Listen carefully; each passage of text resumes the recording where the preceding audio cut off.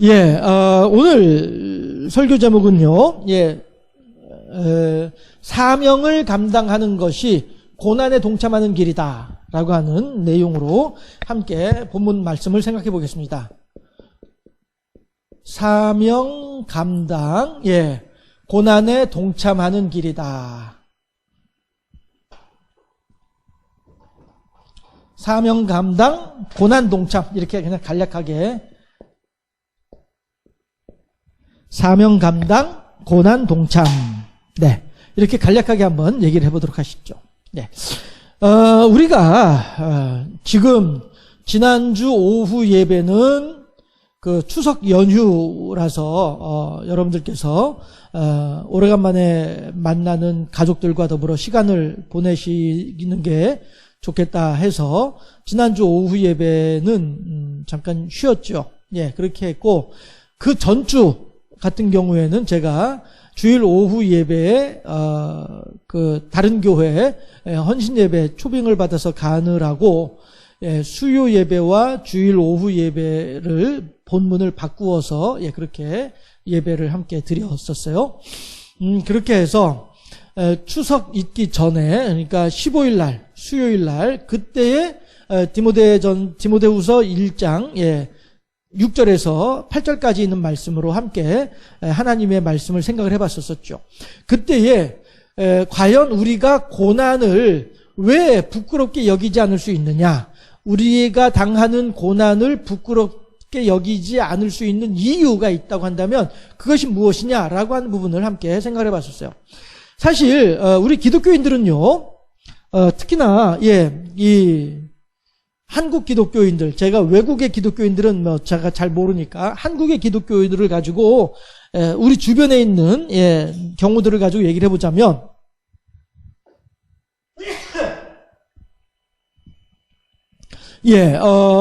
사람들이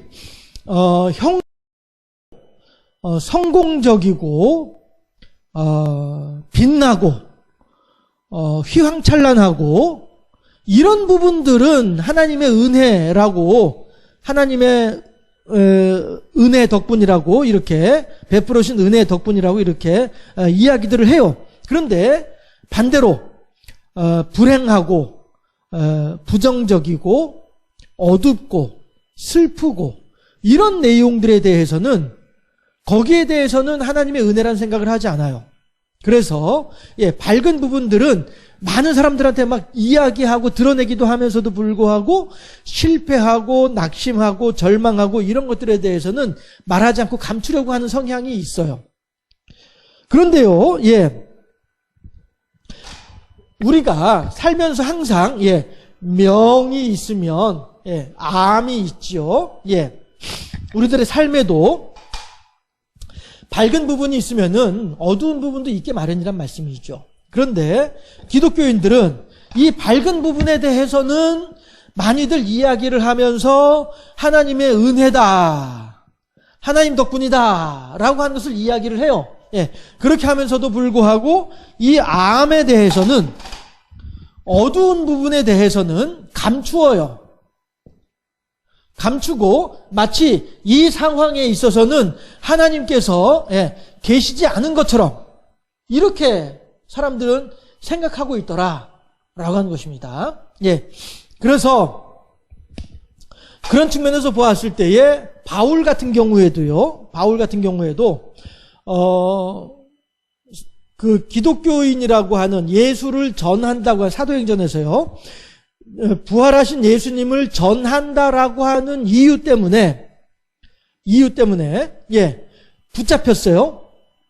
붙잡힌 것에 대해서, 그러니까 이제 한국인의 관점에서 얘기를 하는 거예요. 성경의 관점이 아니라 한국 기독교인의 관점에서 얘기를 하는 거예요. 그렇게 붙잡힌 것에 대해서는 사람들이 그냥 쉬쉬하고 얘기를 하지 않아요. 그런데 붙잡혔다가 도망 나왔어. 도망 나왔어. 그러면은 도망 나온 것에 대해서는 막 사람들이 이렇게 막 할렐루야, 할렐루야 이런 식으로 이제 반응을 한단 말이에요. 그런데 바울은 뭐라고 얘기를 해요? 내가 어디에 어떠한 상황에 있든지 간에 그 상황 속에서 하나님 교제하고 교통할 수 있는, 하나님께 감사할 수 있는 뭐예요? 일체의 비결을 배웠다라고 얘기를 하죠. 예, 바울은 붙잡혀도 하나님께 감사하고 도망 나와도 하나님께 감사하고요. 혹은 붙잡힐 뻔했다가 붙잡히지 않아도 하나님께 감사하고요. 일체의 비결을 배운 거예요. 어떤 상황에서도, 어떤 형편에서도, 어떤 처지에서도 하늘에 계신 하나님과 교제하고 교통할 수 있는 그 능력을, 그 비결을 알게 된 사람이 바울이란 말이에요. 그런데 우리들은 이 밝은 부분에 대해서만 하나님과 교제하고 교통하려고 하고, 암의 부분에 있어서는, 어두운 부분에 있어서는 하나님이 없는 것처럼 그렇게 행동을 하고 생각을 하는 경우들이 있더라.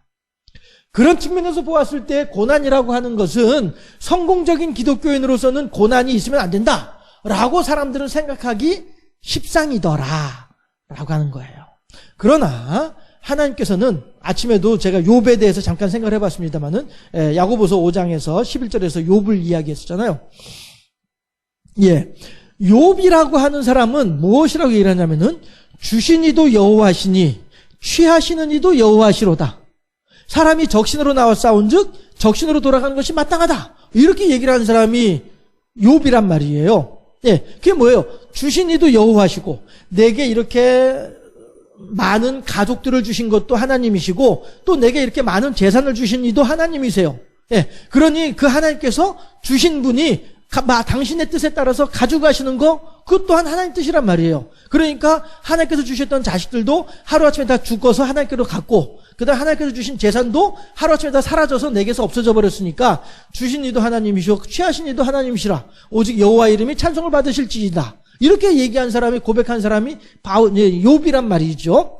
이런 것처럼 우리들도 성공적인 기독교인이라고 한다면, 비록 고난을 당하는 상황이라 할지라도 그 고난 속에서도 우리들은 하나님께 감사할 수 있어야 되겠다라고 하는 것이죠. 그리고 고난 속에서도 함께 하신 하나님을 우리들이 노래할 수 있어야 되겠다라고 하는 것입니다. 바벨론의 포로로 붙잡혀갔던 사람들, 유대인들이 있죠. 남유다의 사람들이죠. 바벨론의 포로로 붙잡혀갔던 사람들. 그런데 이 사람들이 처음에 이제 포로로 붙잡혀갈 때에는 70년의 기한이 약속되어 있었어요. 해서 70년의 기한이 차게 되면 내가 너희들을 다시 이 가나안 땅으로, 이스라엘 땅으로 다시 돌아오게 해주마 라고 하는 약속을 가지고 이스라엘, 남유다 사람들은 바벨론으로 갔단 말이에요. 그러면 바벨론으로 간 그동안에는 하나님은 뭐하고 계셨나요? 바벨론에서도 여전히 하나님께서는 이 남유다 사람들과 히브리인들이 있죠. 같이 사셨단 말씀이에요. 같이 계셨단 말씀이에요. 그러니 다니엘의 세 친구들이 그 풀무불 속에 들어갔을 때에도 하늘의 천사가 그 세 친구들을 돌봐주고 계셨잖아요. 그렇잖아요?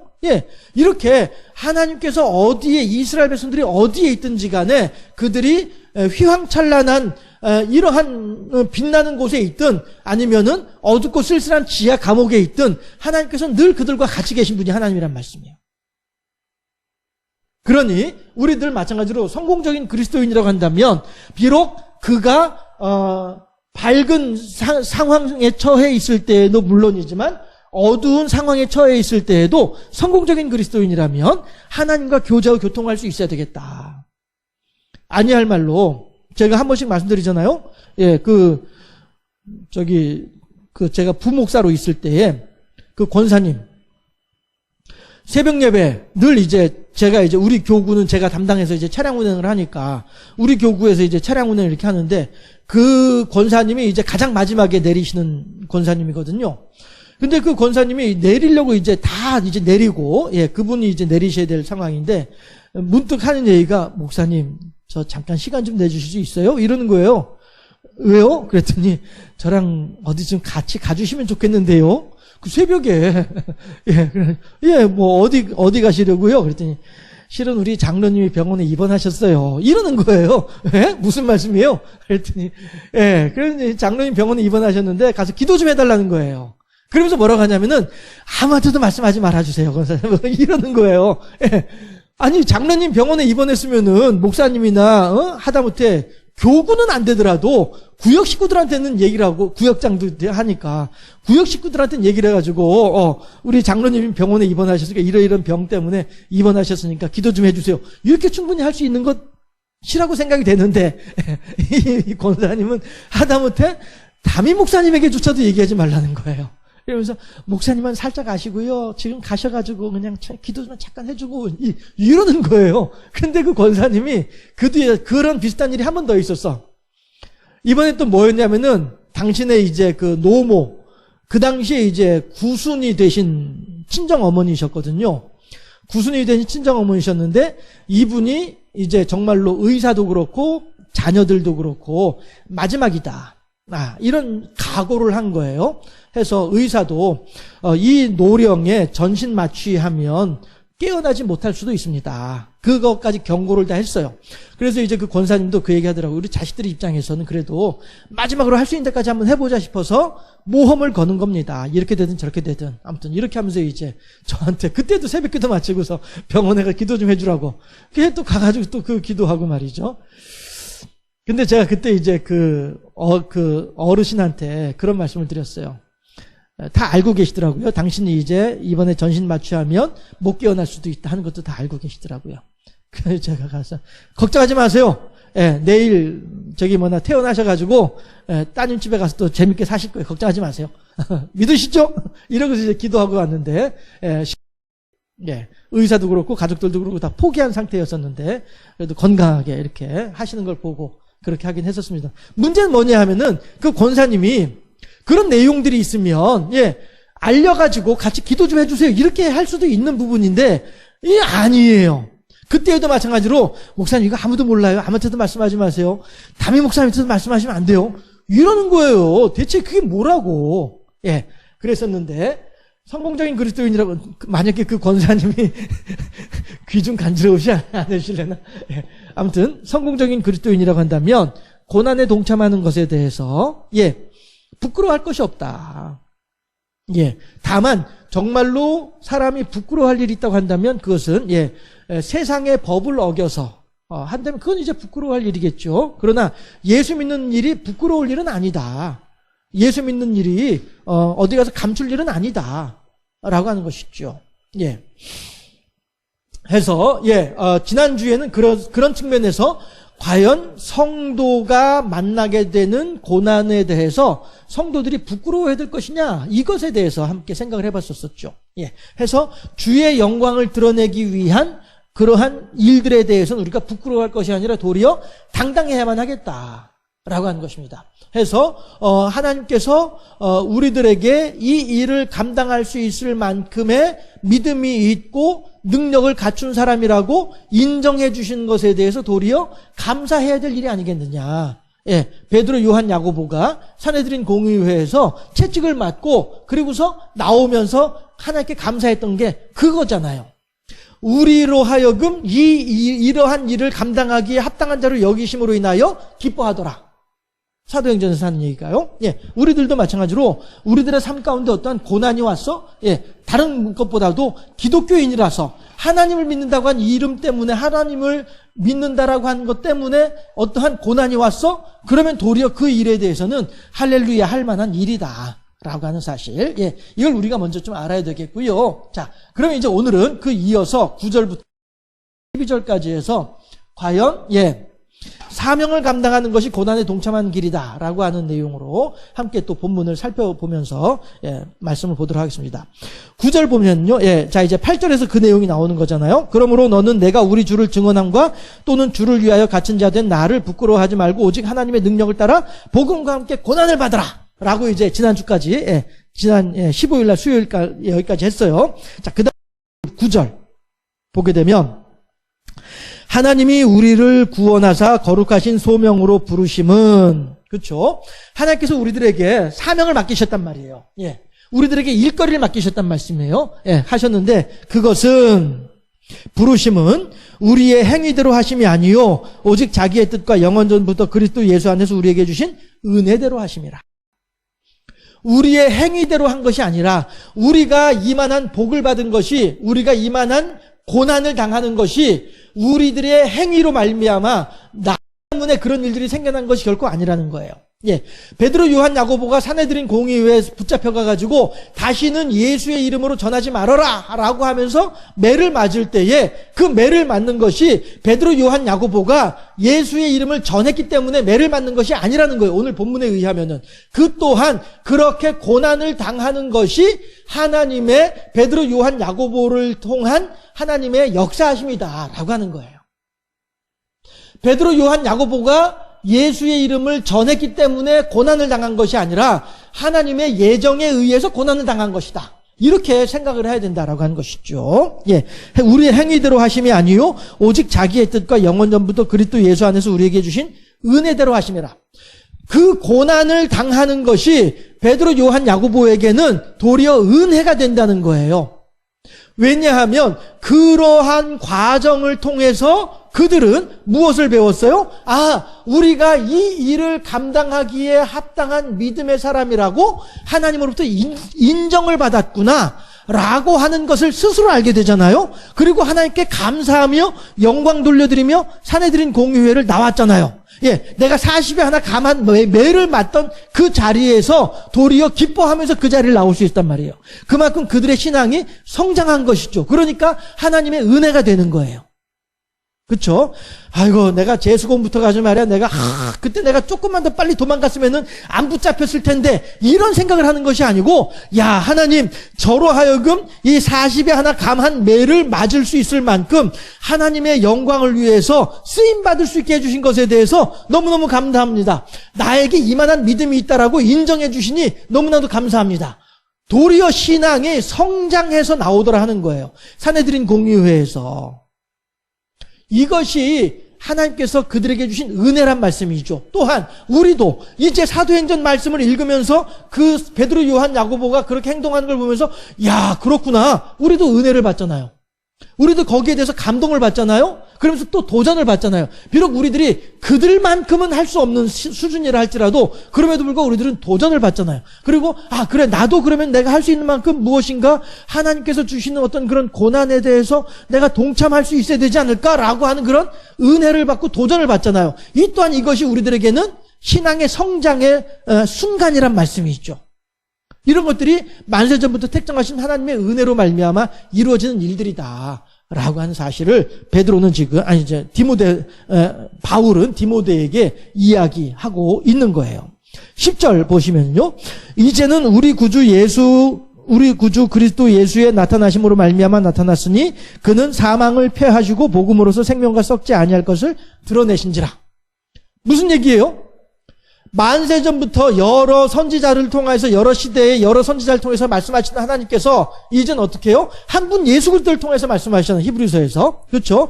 한 분 예수 그리스도를 통해서 말씀을 하시는데 그것이 어떤 말씀이에요? 내가 너희들의 모든 죄를 사했다. 내가 너희들에게 천국에 너희들의 자리를 만들어 놓고 있다. 누구든지 예수 그리스도를 통하면은 다 내게로 올 수 있다. 이 사실을 예전에는 여러 시대에 걸쳐서 여러 사람들에게 통하여서 말씀하시는 하나님이신데 이제는 한 분 예수 그리스도를 통해서 말씀하신다는 것이죠. 내가 너희들을 사랑하고 내가 너희들과 같이 있기를 바라고 너희들이 내게로 왔으면 좋겠어. 너희들이 내게로 올 수 있는 길은 내가 다 만들어놨어. 그저 너희들은 함께 갑시다. 내 아버지 집, 나는 구원 열차 올라타고서 다시 내리지 않죠. 예, 그거만 하면 되는 거예요. 그러면은 우리들은 하나님의 보좌 우편에 앉아가지고 룰루랄라, 쎄쎄쎄 하면서 그렇게 지낼 수 있게 되는 길이 열린 거예요. 어떻게요? 예수 그리스도를 통하여서. 예전에는 여러 시대에 걸쳐서 여러 사람들을 통하여 말씀을 하시다 보니까 사람들이 듣기에 그 부분적인 것들만 들어왔었어요. 예전에는. 그래서 요거 조금을 다 합쳐야만이 하나가 나타나는 이러한 상황이었어요. 그러다 보니까 사람들이 요것만 이해하기도 어려운데 요거에다 이것까지 같이 막 겹쳐지니까 사람들이 아예 생각할 생각조차도 하지 않고 포기해버리고 마는, 비유적으로 설명을 하자면은요. 이랬었는데 이제 마지막 날에 하나님께서 마지막 시대에 예수 그리스도를 통하여서 당신의 뜻을 밝히 보여주시는 거예요. 이제 우리들은 예수님만 바라보면은 예수님께서 우리들 통하여서 우리들에게 어떤 일을 하시는지를 하나님께서 예수님을 통하여 우리들에게 무슨 일을 하시는지를 다 알 수 있게 되는 거예요. 이게 예수 그리스도를 통한 복음이더란 말이죠. 그리고서 예수님을 보면서 레위기를 보니, 예수님을 보면서 출애굽기를 보니, 예수님을 보면서 신명기를 보니, 아하, 언약궤가 그리고 성막이 바로 예수님이었구나 하는 거를 사람들이 알게 되는 거예요. 그래서 제가 성막에 대해서 근 2개월 넘게, 근 3개월 가까이 성막에 대해서 여러분들한테 전해드렸던 것이 그것이었죠. 물론 우리가 이제 성경을 쭉 읽어오는 가운데 그 부분이 있기도 했습니다만은 성막 그 자체가 예수님이란 말씀이에요. 성막 그 자체가 십자가이고요. 성막 그 자체가 하나님께서 우리들에게 주고 계시는 천국행 티켓이더라라고 한 사실을 그때 우리가 생각을 할 수 있었었죠. 이제 예수님을 통해서 보니까 비로소 그것이 그게 그래서 그런 거였구나. 예전에 예수님을 모르고서 성막을 볼 때에는 복잡해. 뭐 이렇게 됐어. 이게 쓸데없는 거 이런 거만 그냥 치워버리죠. 저도 처음에 성경을 읽을 때에는 출애굽기까지는 어떻게 읽었어요. 그런데 레위기, 민수기 너무너무 힘든 거예요. 그래서 사실 그냥 읽지 않고 넘어간 일들도 많이 있었어요. 그랬다가 신명기 와서도 마찬가지로 이렇게 그래 내가 신명기는 내가 제대로 읽어야지 하고서 읽으려고 하다가 또 뭐 어느 지파가 몇 명이고 뭐 나올 때는 하고서 그냥 지겨워 하고 그냥 또 넘어가 버리고 말고 이렇게 하기도 했었어요. 그런데 나중에 성막을 배우고 예수님을 배우고 성막을 다시 보고 하니까 이게 이거구나. 그러면서 다시 레위기, 신명기, 민수기로 들어갔을 때에 새롭게 그 모든 내용들이 저한테 물론 저의 수준만큼이지만요.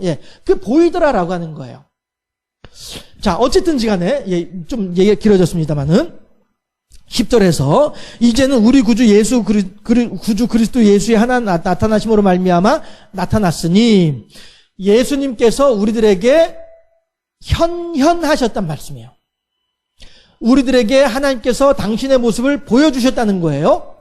그렇게 함으로써 만세전부터 택정하신 하나님의 뜻이 우리들에게 밝히 드러나졌다라고 한 사실을 다시 한번 강조를 해드립니다. 해서 하나님께서는 예수님을 통하여 우리들에게 구원을 또 하나님의 계획을 하나님의 방법을 다 예수님을 통해서 말씀해 주고 계시다. 그는 사망을 패하시고 사망을 패한다는 것이 뭐예요? 사람은요 이러나 저러나 가장 중요한 주제가 있다고 한다면 그것은 죽음이에요.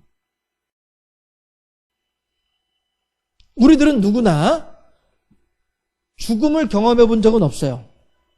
목격한 적은 있을지라도 본 적은 있을런지 몰라도 내가 죽음을 경험해 본 사람들은 아무도 없어요. 물론 우리 중에는 지금 생각해보면 정말로 그때 죽을 뻔했어. 그때 정말 죽는 줄 알았어. 라고 이렇게 회상해낼 수 있는 그러한 경험들은 가지고 계시겠습니다만은, 그렇죠. 아니할 말로 우리 임 권사님 그 경운기 사고 났을 때, 그때만 하더라도 꼼짝없이 죽는 줄 알았다. 이렇게 말씀을 하시잖아요. 이렇게 우리들이 그동안에 살아오는 과정 속에서 그러한 경험들을 했을 수는 있을런지 몰라도 그러나 살아났잖아요. 그렇죠? 그 영화에서 보면은 사람이 죽어가는 장면을 이렇게 영화에서 보면은 이렇게 하면서 이제 막 죽어가는 장면들이 나오잖아요. 우리가 거기까지는 경험 안 해봤잖아요. 그렇죠? 그리고 또 실제로 사람이 이렇게 그 운명하는 저의 이제 임종을 여러 번 해보잖아요. 임종하는 장면을 보게 영화처럼 그렇게 하는 건 하긴 제가 임종한 경우들은 다 이제 연세 높아서 아니면 병이 깊어서 몸의 기력이 쇠진해서 이렇게 해서 이제 임종하는 경우이고, 영화에서 연출하는 장면들은 이제 건강한 사람이 갑작스럽게 어떤 외부의 충격으로 인해서 죽어가는 거니까 양상이 다를 수도 있겠습니다. 어쨌든지 간에 우리들은요 그렇게 경험은 해봤을런지 몰라도 실제로 그런 일을 겪어본 적은 없어요. 우리들은 다. 하기 때문에 사람들에게 있어서 죽음이라고 하는 것은 매우 중요한 주제입니다. 예. 어느 누구나, 예. 이 요단강을 건너가 본 적은 없잖아요. 예, 그렇죠. 그러니까 우리가 그 박영문 장로님의 그 간증에 귀 기울이고 관심을 가지고 했던 이유가 왜 그래요? 그 양반은 죽음의 문턱을 넘어갔던 것으로 생각이 되어지니까.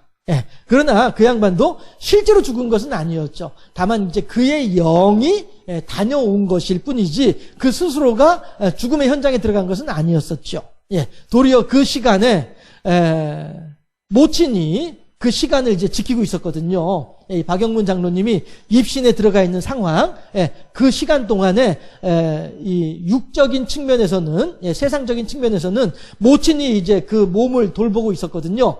근데 계속 뭔가 이렇게 헛소리를 하더래요. 모친이 하시는 말씀이. 그러면서 박영문 장로님 간증 중에는 그런 말이 나오죠. 그때 어머니가 내가 했던 말들을 좀 녹음을 해놨으면 좋을 뻔했는데 이런 얘기를 하긴 하죠. 예. 그러나 그것 또한 박영문 장로님이 천국과 지옥을 경험은 가서 목격은 했을런지 몰라도 본인 스스로가 본인의 육신의 죽음을 맞이한 것은 아니었죠. 우리들은 그래서 이 세상에 사는 어느 누구도, 살아있는 어느 누구도 우리들 육신의 죽음을 경험해 본 사람은 아무도 없어요. 죽을 뻔한 사람은 있을지 몰라도 죽은 사람은 없어요.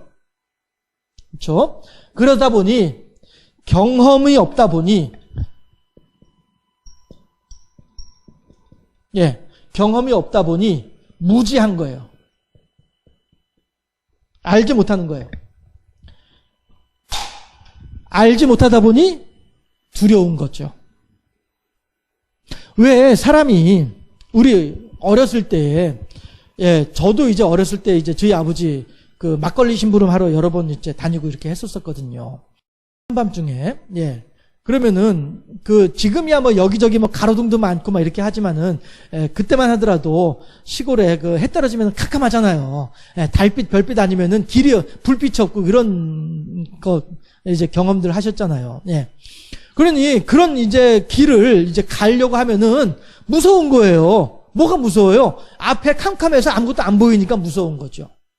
그리고 뒤에도 캄캄해가지고 뒤돌아봤을 때에 아무것도 안 보이니까 그러니까 무서운 거죠.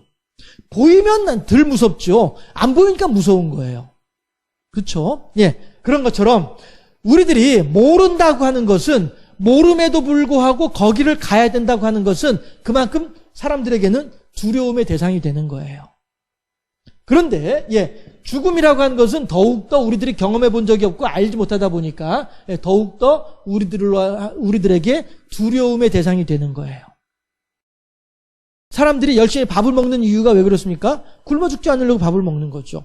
잠을 자는 이유가 왜 그래요? 그 다음날 또 굶어 죽지 않으려면 일을 해야 되니까, 그러니까 내가 피곤하고 잠을 잘 수밖에 없는 것이죠. 열심히 공부를 하고 일을 하고 부지런하게 하는 이유가 왜 그래요? 굶어 죽지 않으려고 하는 거죠. 결국에는 다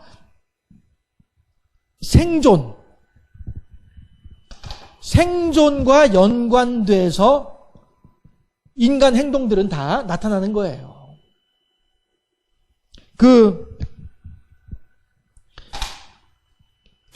집안에서 식구들이 그렇게 속을 썩이고 그렇게 함에도 불구하고, 그 집에 끝까지 남아서 그 집을 건사하고 돌보고 그 집 사람들을 살펴주고, 왜 그렇습니까? 내가 생존하기 위해서인 것이죠, 결국에는. 그들과 같이 있을 때에 내가 생존할 수 있으니까. 해서 모든 사람들의 행동들은 다 생존의 욕구 때문에 이루어지는 일들이에요. 그런데 죽음이라고 하는 것은 생존과 정반대 개념이 되다 보니 사람들은 그만큼 죽음이 두려울 수밖에 없는 거죠. 그런데 그런데 누가 주관하고 있는 거예요? 성경에서 죽음을 다스리는 자가 누구예요? 미스터 사죠. 미스터 사죠. 사탄이죠. 마귀가 죽음을 다스리고 있잖아요. 그렇죠? 아담이 하나님께 범죄함으로 말미암아 죽음이 이 땅에 들어오게 됐잖아요. 그렇죠? 하나님께서 아담과 하와를 에덴 동산에 내보내시면서 아담과 하와를 위하여 양을 잡아서 양의 가죽을 벗겨서 옷을 지어서 옷을 창조하신 거예요. 옷을 지어서 입히셨단 말씀이에요. 그러니 자 이제 너희들은 그동안에는 나의 보호 아래에 있었기 때문에 너희들은 그동안에 나의 보호 아래에 있었기 때문에 어떤 죽음이 필요가 없었어. 그런데 이제 너희들을 잠시 잠깐 에덴 동산이라고 하는 나의 보호막에서 벗어나서 에덴 동산 밖으로 너희들을 내보내야 돼. 그렇게 되면 상징적으로, 실질적으로가 아니라 상징적으로 너희들은 이제 나의 보호막 바깥으로 나가는 것이니까, 그렇다고 한다면 너희들에게 이 상황에 대한 인식, 이 상황에 대해서 너희들이 잘 깨달아 알 수 있도록 하기 위해서, 그렇게 하기 위해서 어떻게 해요? 너희들을 감싸할 수 있는 너희들의 새로운 보호막이 필요해. 그 보호막이 뭐예요? 가죽옷이 되는 것이죠. 지금까지는 하나님의 보호 아래에 있었기 때문에 하나님의 옷을 입고 있었지만 이제는 짐승의 가죽옷을 입고 있어야 되는 상황이 되는 것이죠. 예. 그러니까 내 가죽옷을 위해서는 그 짐승이 죽어야 되는 거예요. 이 땅에 죽음이 들어오게 되는 것은 아담의 범죄로 말미암아서 죽음이 들어온 거란 말씀이죠.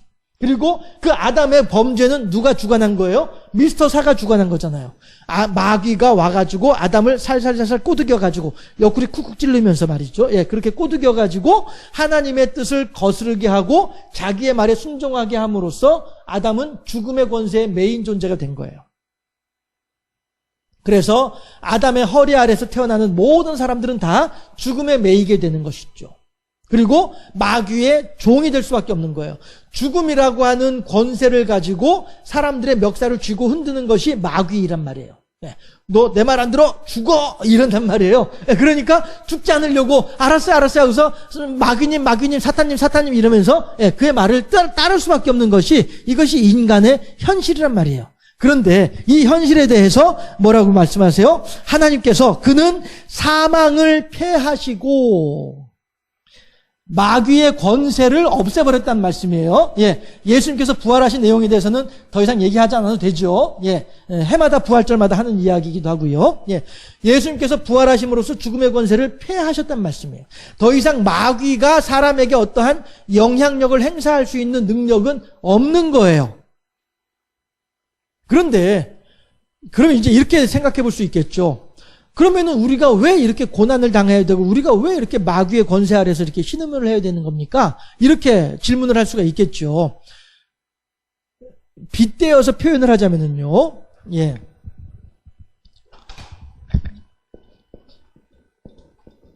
집이 이제 한 채가 있어요. 근데 이 집의 주인이 홍길동이었었어.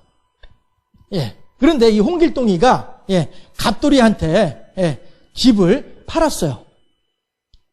그러면요, 자, 이제 여기는 이제 이게 집을 이렇게 지킨 지었는데, 여기가 이제 2층 집이에요. 여기 2층 집이고, 여기가 1층 집이에요. 1층 집이에요. 그런데 이 1층 집에는 누가 살고 있냐면은 철수가 살고 있어요. 자, 홍길동이의 집에 1층에서 철수가 살고 있었어요. 그랬는데, 홍길동이가 이 집을 갑돌이한테 팔았어요. 예, 그러면은 이제 이 집은 누구 것이에요? 갑돌이의 것이죠. 그렇죠? 그러면 갑돌이가 이 집의 주인이 됐으면은 철수는 마찬가지로 이제는 지금까지는 월세를 홍길동이한테 월세를 주었지만은 이제부터 어떻게 돼요? 갑돌이에게 월세를 줘야 되는 것이죠. 그렇죠? 예. 그런데 철수는 홍길동이가 이 집을 팔았는지를 몰라. 그래서 갑돌이가 이 집의 새로운 주인이라는 사실을 철수는 몰라. 그리고서는 여전히 월세를 홍길동이한테 주고 있으면 이게 올바른 일이에요? 잘못된 일이에요? 분명히 잘못된 일이죠. 그렇죠? 예. 갑돌이가 이 집의 주인이 됐으면은 철수는 이제 더 이상 홍길동이한테 월세를 주는 것이 아니라 갑돌이한테 월세를 주는 것이 이게 맞는 일이잖아요. 그렇죠? 예. 똑같이 여기가 미스터 사, 여기가 우리들 성도, 예, 우리들 성도, 그 다음에 여기가 하나님. 이렇게 보면 딱 맞는 거예요. 현재 우리들의 상황이. 그러면 홍길동이한테 월세 주고 있는 철수나 똑같은 거예요. 지금 우리들이. 우리가 이 세상을 살면서 여전히 홍길동이한테 사기당하고 있는 상황이란 말이에요. 사기당하는 철수예요, 우리들이 지금. 그래서 하나님의 말씀을 자꾸 전하고 하나님의 뜻을 드러내는 이유가 뭐냐 하면은 집주인 바뀌었습니다. 이거 여러분들한테 말씀드리고 있는 거예요. 집주인 바뀌었어요. 더 이상 홍길동이가 이 집의 주인이 아니고요. 갑돌이가 이 집의 주인이에요. 그러니 우리들은 마땅히 월세를 누구한테 줘야 돼요? 홍길동이가 아닌 갑돌이에게 월세를 주는 것이 맞지요. 다시 말해서 우리 성도들은 하나님께 영광 드리는 것이 합당하다는 거예요. 아담은 하나님의 뜻을 거역하고 마귀에게 순종함으로 말미암아 죄를 지었으나 이제 예수 그리스도를 통하여서 우리들은 더 이상 마귀에게 순종하는 것이 아니라 마귀는 이제 쫓겨났다니까 갑돌이 하나님께서 이 집에 들어와 계신 거예요. 그러니 우리들은 어떻게 해요? 마땅히 하나님께 영광을 돌려드리는 것이 맞지요. 그런데도 불구하고 어리석은 철수는 집주인이 갑돌이로 바뀐 걸 모르고 여전히 홍길동이한테 월세 보내고 있는 거예요. 마찬가지로 사람들도 여전히 우리들의 주인은 마귀인 줄로 알고 죽음의 권세를 가지고 있는 마귀인 줄로 알고 여전히 마귀의 뜻에 합당하게 살고 있는 거예요. 이미 예수 그리스도의 십자가를 통하여서 이 집의 집주인은 바뀌어버렸는데 그래서 저같이 하나님의 말씀을 전하는 사람들이 아닙니다. 더 이상 우리들의 경배의 대상은 마귀가 아니고 우리들은 마땅히 하나님을 찬양하는 것이 마땅합니다. 이걸 자꾸 여러분들한테 전해드리고 여러분들도 이 사실을 자꾸 마음속에 되새기면서 그래 내가 주님 뜻대로 살아야지. 내가 더 이상 마귀의 종로로 삶을 사는 것이 아니라 내가 이제 하나님을 기쁘시게 하는 삶을 살아야지 라고 하는 것을 자꾸 우리들이 가슴에 다짐을 해야 하는 거예요. 그렇게 하면서 우리들은 살아가는 거예요. 그러나 사람이다 보니 자꾸 까먹죠. 자꾸 잊어버리죠. 작심삼일이라고 하잖아요. 그런 것이죠. 그러니 우리들이 매주마다 와서 하나님 말씀을 들어야 되는 것이고 우리들이 시시때때로 하나님께 기도하고 시시때때로 하나님과 교제하고 교통하고 하면서 하나님의 뜻이 무엇인지를 헤아려서 우리들이 하나님 뜻대로 살기 위해서 힘쓰고 애쓰고 노력할 때 그럴 때 하나님께서는 어이구 그래 잘하는구나 그래 수고했다 열심히 했다 하고서는 엉덩이 툭툭툭툭 궁디 팡팡 하면서 수고했어 잘했어 그래 칭찬해 잘했어 아이고 이뻐 하면서 하나님께서 우리들을 격려해 주시는 거란 말씀이죠. 여기에 제가 늘 말씀드리지만 하나님은 얘라 이 녀석아 넌 겨우 그래 80점까지 못 올라오냐 70점까지 못 올라오냐 넌 탈락이야 이 녀석아. 하나님 그런 하나님이 아니시고요. 야 너 지난번에는 5점밖에 안 됐는데 야 이번에 7점 됐네 2점이나 올랐네 어이구 야 수고했어 잘했어. 그런데 옆에 있는 사람은 예전에 70점이었어. 그런데 오늘 보니까 65점이야. 그러면 그건 좀 이렇게 된다는 말씀이죠. 어느 만큼 수준에 올랐느냐가 중요한 것이 아니라 어느 만큼 성장했느냐가 중요한 것이다. 어느 만큼 바뀌었는지 어느 만큼 변화되었는지 이걸 하나님께서는 소중하게 보신다라고 하는 사실. 해서 죽음의 권세를 예수님께서 패하셨다. 우리들은 더 이상 이제 죽음에 매여서 마귀에게 마귀의 종로로 살 필요가 없게 됐다. 그걸 이제 10절에서 얘기를 하고 있는 것이죠. 그는 사망을 패하시고 복음으로써 그렇죠? 한 분 예수 그리스도를 통해서 주신 하나님의 복음으로써 생명과 썩지 아니할 것을 드러내셨다. 우리들은 이제 예수 그리스도를 통해서 하나님 보좌 우편에서 살아갈 수 있는 길이 열렸다. 11절에 내가 이 복음을 위하여 선포자와 사도와 교사로 세우심을 입었노라. 사명 감당하는 것이 고난에 동참하는 것이라고 했죠. 여기에서 나오는 거예요. 이러한 하나님의 뜻을 알고 있다 보니 그 하나님의 말씀을 증거하는 것이 얼마나 소중한지를 알게 되는 것이죠. 바울이 그래서 40이 하나 감한 매를 수차례 맞으면서도 여러 번 파선의 위기를 맞이하고 여러 번 돌에 맞기도 하고 이렇게 고난을 당하면서도 불구하고 하나님의 말씀 주는 그리스도시요 살아계신 하나님의 아들이신 것을 증거하는 일을 멈출 수 없는 이유가 뭐였어요? 사명인 줄을 알고 있기 때문이란 말씀이죠.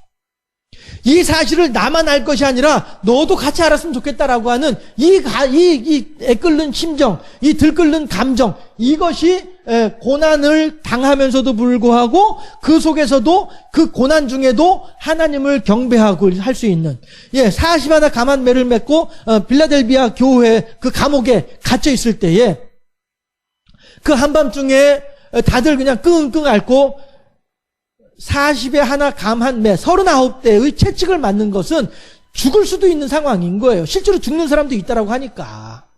39대의 매를 맞으면 죽을 수도 있으니까 피를 막 흘리고 하니까요. 제가 여러분들 그 당시에 로마 군인들이 사용하던 채찍 제가 여러분들한테 설명해 드렸잖아요. 요게 이제 나무 토막이에요. 이게 길이가 한 45cm 정도, 한 규빗짜리니까. 나무 토막이에요. 길쭉한 나무 막대기예요. 나무 막대기 끝에 세 가닥으로 요 나무 막대기보다도 한 2배 정도 길게, 그러니까 90cm나 80cm나 90cm나 대략 그 정도 되는 길게 가죽끈을 3개를 묶어요. 이게 파란색 다 나와서 버려야 되겠다. 가죽끈 3개를 이렇게 묶어요. 나무 막대기에다가. 그렇게 놓으면은 이 가죽끈에는 중간중간에 뼈 조각이 묶여 있는 거예요. 뼈 조각이. 그냥 뼈가 아니고요. 뼈 조각. 이 뼈 조각은 이렇게 길게 이렇게 잘라지잖아요. 그래서 끝이 칼처럼 되는 게 뼈 조각이잖아요. 그렇죠? 그래서 이 뼈 조각을 중간중간에 묶어 놓는 거예요. 아니면은 나비나 쇠 같은 것들도 이렇게 묶어 놓기도 하고요. 이걸 가지고서 사람 몸에다 치게 되면은요. 그러면은 이게 이제 가죽끈이다 보니까 사람 몸에 닿으면은 가죽이 사람 몸에 이렇게 탁 휘 감기잖아요. 휘 감기면서 이 조각들이 살에 박히는 거예요. 그런데 이 상태에서 어이구야 이거 뼈 조각 박혔네. 아프지? 잠깐 있어봐봐 하고서 살살 이렇게 떼어내주는 것이 아니고요. 이 박혀있는 상태에서 이걸 잡아 당기는 거예요. 잡아채는 거예요. 잡아채면은 이 살 끝에 살점에 박혀 있었던 이 뼈 조각들이 살점에서 떨어져 나오면서 살을 찢어내는 거란 말이죠. 이 로마인들이 사용하던 채찍이 이런 채찍이란 말씀이에요. 이런 채찍을 가지고서 39대를 맞으면 그 흘리는 피의 양만으로도 과다출혈만으로도 충분히 죽을 수 있는 가능성이 있는 것이 이게 태형이란 말이에요. 태형. 때리는 형벌이죠. 이게 태형이란 말이에요. 예수님께서도 이 40에 하나 감한 매를 맞으신 거예요. 빌라도 법정에서. 그렇게 하시고서 당신이 이제 매달릴 그 십자가 나무를 통나무 그 굵은 나무를 이제 어깨다 메고서 비아돌로로사 그 길을 올라가신 거죠. 걸어서. 그러니까 지치니까 가서 쓰러지고 넘어지고 이렇게 하시는 게 그 비아돌로로사 그 비아돌로로사가 저도 이제 물론 가본 적은 없습니다만은 제가 알고 있는 지식으로는 이게 아주 좁은 비탈길이에요. 골목길이에요. 그리고 골고다 언덕까지 올라가는 그 언덕길이란 말씀이에요. 오르막길이란 말이죠. 그 오르막길을 양쪽에 사람들이 둘러서가지고 막 조롱하고 비난하고 욕하고 하는 이러한 그 수모를 당하면서 그 길을 올라가는 거예요. 그 좁은 골목길을. 이게 비아돌로로사거든요. 자, 어쨌든 이게 이제 그 채찍이란 말씀이에요. 그래서 사람들은 이러한 예수를 주는 그리스도 살아계신 하나님의 아들이시라고 고백하는 증거하는 이 일들로 말미암아 이런 일들을 당하는 것이 그 당시에 사명자들이었단 말이죠. 전도자들이었단 말이죠. 그럼에도 불구하고 그들은 이 일을 멈출 수가 없는 거예요. 왜냐하면 11절에서 그러잖아요. 내가 이 복음을 위하여 예수 그리스도께서 우리들의 모든 죽음의 권세를 패하시고 하나님의 복음으로 우리들을 살려주셨습니다. 이 복음을 드러내기 위해서, 이 복음을 전하기 위해서 어떻게 해요? 이 복음을 위하여 선포자와 사도와 교사로 세우심을 입었노라. 사명자로 세우심을 입었노라 라고 하는 것이죠. 그러하기 때문에 이 복음을 전하기 위해서 당하는 여러 가지에서는 내가 피하지 아니하리라. 왜냐하면 이거를 위해서 라고 하는 것이죠. 그래서 코바디스라고 하는 영화를 보면 거기에서 이제 그 예루살렘 성에 첫 번째 이제 박해가 있어지게 되잖아요. 기독교인들에 대한 박해가 있어지게 될 때에 베드로가 이제 사람들이 막 이제 큰어부 하면서 얼른 도망가라고 당신이 살아남아야 우리들에게 하나님의 말씀을 전해줄 수 있습니다. 라고 하면서 얼른 도망가라고 이제 막 사람들이 기독교인들이 베드로를 막 이제 쫓아내다시피 해서 이제 나가게 하는 거죠. 예루살렘 성 밖으로 내보내죠. 그래서 베드로가 이제 시종 하나 데리고서 그렇게 예루살렘 성 밖으로 나와가지고 이제 가는 거예요. 어느 길로 갔을까요? 뭐 엠마오 길로 갔을까요? 아무튼 이제 가는 거예요. 가는데 막 부지런히 이제 불이 나게 걸음아 나살려라고 이제 가는 길인데 앞에서 누가 걸어오는 거예요. 도리어 예루살렘 성을 향하여서 걸어오는 걸 발견을 하는 거예요. 그래서 가만히 보니까 예수님인 거야. 그래서 거기에서 이제 코바디스 도미네라고 하는 대사가 나오는 거죠. 주여 어디로 가시나이까? 라고 하는 그런 대사가 거기서 나오는 거, 영화에서요. 대사가 나오죠. 그렇게 하니까 그때 뭐라고 얘기를 해요? 예수님께서 나는 네가 버리고 떠난 그 성을 향해서 가노라. 영화에서 예수님의 그 대사가 그렇게 나오죠. 그런데 그것이 그냥 작가가 상상한 것이 아니라 그 당시 상황에 대한 전설이에요. 나와 있지 않으니, 성경에 그것이 나와 있지 않으니 우리가 정확한 내용이다라고 이야기할 수는 없으나 그 상황에 대한 이 전설, 전에 내려오는 이야기가 그런 이야기가 있더라라고 하는 거예요. 그래서 그 이야기를 이 영화 감독이 영화 속에 집어넣은 거죠.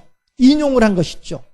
그래서 네가 버리고 떠나는 예루살렘 성을 향해서 나는 가노라 라고 하면서 예수님께서 예루살렘 성으로 들어가시더라는 거죠. 그러니 베드로가 내가 죽기까지 주님을 따르리라 했던 이 사람이었는데 디베라 바닷가 호숫가에서 3번에 걸쳐서 주여 내가 주님을 사랑하는 줄을 주님께서 아시나이다 라고 고백했던 사람이 베드로였잖아요. 내가 주님을 사랑하는데 죽는 데까지 따라가겠나이다 했던 사람이 베드로였잖아요. 이러니 걸음아 나살려라고 도망가다가 예루살렘을 향해 가는 예수님을 바라보면서 쫄래쫄래 같이 따라 들어간 거예요.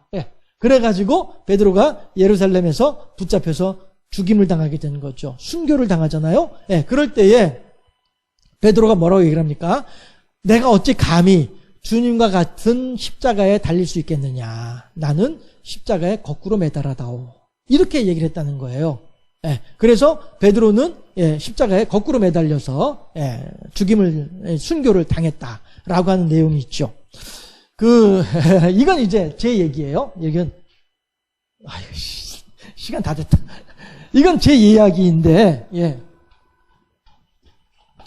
처음에 제가 핸드폰을 할 때에 번호를 이렇게 이제 핸드폰 번호가 있으면은 제가 처음에는 제 전화번호를 2046으로 했어요. 십자가죠. 그렇죠? 그렇게 했는데 그 다음에 제가 번호를 새로 할 때에는 7920으로 했어요. 거꾸로 된 십자가, 베드로의 십자가. 아무튼 이건 제 얘기인데 어쨌든 여러분 2046이니 7920이니 이건 잊어버리시더라도 우리들이 사명을 감당하는 것이 그리스도의 고난에 동참하는 것이다. 그리고 이 고난에 동참하는 것이 우리들에게 부끄러운 일이 결코 아니라 도리어 하나님께 영광이 되고 많은 사람들에게 은혜가 되는 일이다 라고 한 사실. 오늘 오전에 봤던 야고보 5장 11절 말씀처럼 욥이 인내함으로 말미암아 하나님께서 욥에게 복을 주실 때 그 복의 결과가 어떻게 돼요? 욥과 그의 아내와 그의 자녀들에게까지도 복이 임하게 되는 거예요. 한 사람의 고난으로 말미암아 많은 사람이 그 고난의 혜택을 입게 되는 거예요. 한 사람의 사명자가 그 사명을 감당함으로 말미암아서 많은 복음의 열매가 맺혀지게 되는 거예요. 성도로서 하나님께서 우리들에게 어떠한 고난을 주실런지 몰라도 그 고난을 통하여 우리들이 복음 선포자로, 사도로, 교사로 쓰임받을 수 있다고 한다면 그 고난은 우리들에게 주신 하나님의 사명인 줄로 알고 달게 감당하심으로써 하나님을 기쁘시게 하고 많은 사람들에게 생명의 복음을 나누어 주는 일에 온전히 쓰임받는 우리 모두가 되어질 수 있기를 주님의 이름으로 축원합니다. 기도하겠습니다.